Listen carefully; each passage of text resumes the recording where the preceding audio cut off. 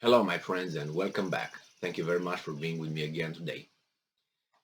If you watched my videos, I said many times that, in my assessment, this war in Ukraine will likely end in September, October, or November this year. That is before winter comes in Europe. And obviously, for obvious reasons, when winter shows up over there, like every year, the Europeans will not have their gas stored, stocks ready, filled, the reserves. Therefore, they will have a crisis and they will have to do something about it. And the only thing they can do is just pressure Zelensky's sponsor, which in my assessment is Great Britain. And then the second violin is United States, who's just pulling strings so everything stays in line. And then that was my assessment. It seems like Zelensky is coming now, and he confirms this in my assessment, and I will explain why do I think he confirms that. There's an article coming from, I found it in more than one place, but I will use the article from the Telegraph, so it seems more, it has more authority coming from the Western media than if I would use something that it would be in between, or if I would use the Ukrainian media, that would be, come on, it's just an exaggeration, but the Telegraph, has weight, supposedly. So this article comes from today, June 27th, 2022, and this is the title. Volodymyr Zelensky urges Western leaders to end the war before winter sets in. Again, he urges the Western leaders to end the war before winter sets in. Well, how can they? Did they start a war? No. Are they a part of the war? No. They're just your sponsor. So how can they end this war? What can be behind the words here? And now he wants it done before winter sets in. Why do you think he wants that? I think for the reasons I stated before, and the fact that probably Ukraine depends on some gas from Russia as well. And if you look at it from a military standpoint, and you look, for instance, at Germany and, for instance, Soviet Union, you would realize that as a defending army, it's better for you to fight during the winter. Look at Napoleon, another example, attacking Moscow, right? Russia. So it's better for you to defend than the guys who attack in the winter. Usually that would mean that Putin should say this, guys, we got to end the war before winter sets in. For obvious reasons, you extended your supply lines, so you need to, it's going to be hard to supply your enemies during the winter time ahead, far away from your country, from your sources. So your transportation will be harder, and everything will be hard. Whereas the other ones are fighting on home turf, so they can do, they are technically should have everything even more easily supplied to them. So it should be Putin who say, guys, we gotta end it by winter, otherwise we're gonna be here like Hitler and Napoleon. What are we gonna do? So it says here that Volodymyr Zelensky has urged Western leaders to make a big push to end the war with Russia before the winter sets in. And I wonder what would be the big push. Let's see. The Ukrainian president, no, the president of the Ukrainians, said battle conditions in cold weather would make it more difficult for his troop to resist the Russian invasion. I think that's exactly the opposite. Or what? The Russians were going to have winter, they will have summer on their above their heads, and the Ukrainians will have winter above their heads, or what? They will not fight in the same environment. What's going on? It's like when you play soccer and then your team loses and you go and say, hey man, we lost because it was raining. Was it raining for the opposite team as well? Didn't you play in the same environment? So what are you talking about? For you, it's going to be harder, supposedly, to defend, but for them, it's going to be much harder to attack. They are far away from their homeland, yeah, aren't they?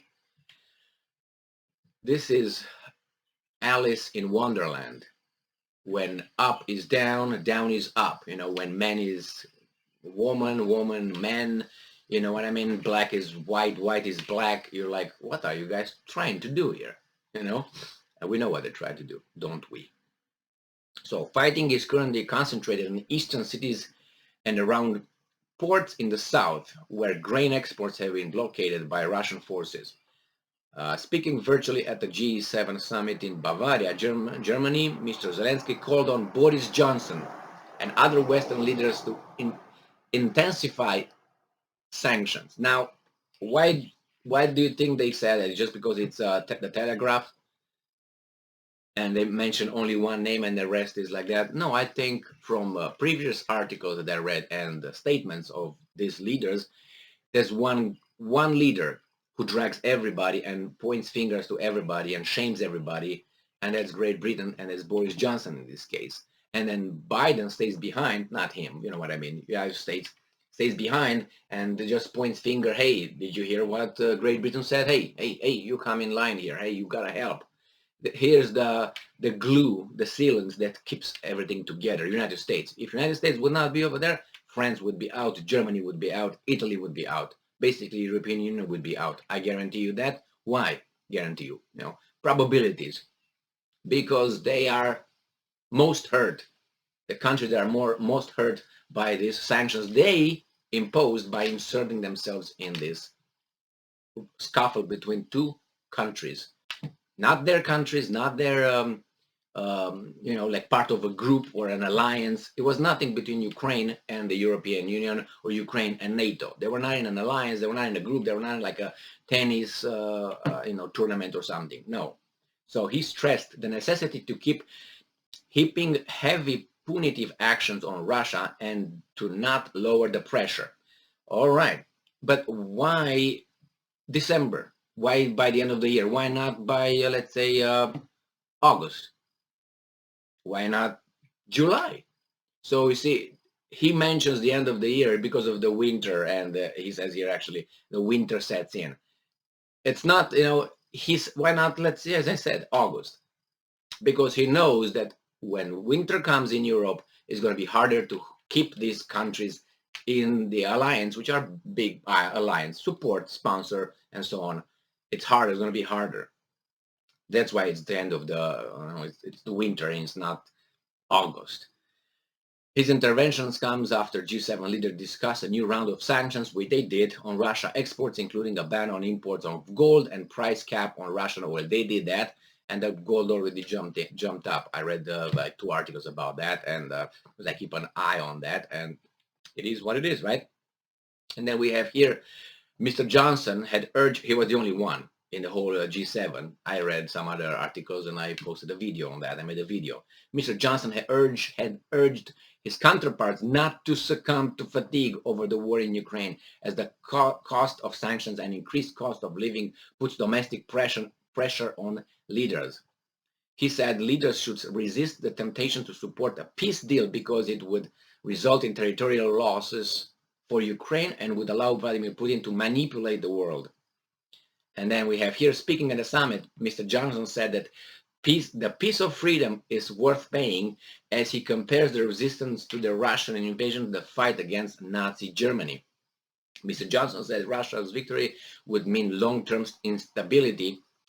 It would mean anxiety across the world. I don't think so. It's going to mean anxiety across a few countries in the West, that's all. But not Asia, Africa, Latin America. What are you talking about? All right. So nevertheless, this guy, UK announces additional financial support for Ukraine. They didn't say Germany or Italy or Japan or European Union overall. UK announces. The UK has used the conference to announce new measures to boost the export of grain, including a new £10 million fund to repair war-torn railways and £1.5 million for testing technology to identify grain sold by Russia that has been stolen. Well, this is so again support for Ukraine. The Ukraine has used the conference to announce this support. That's great. That's great. And then he's going to have some more.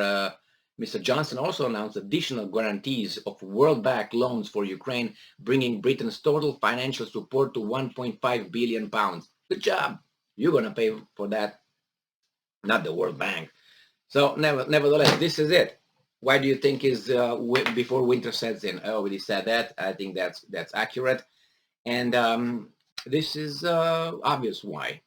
And then if you have to say to some, hey, hold the line, guys, hold the line, that means they're not holding it. Or you're afraid they will just break, no? And will just scatter like little sparrows when the hawk shows up.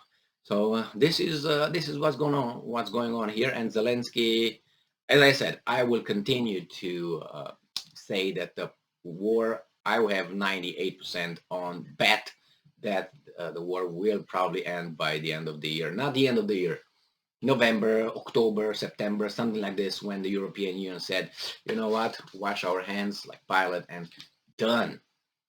So and we'll see. And Great Britain will not, probably could go by itself, but they have to get the sanctions, and lift the sanctions, because they will not have gas by that time. And how will they get gas?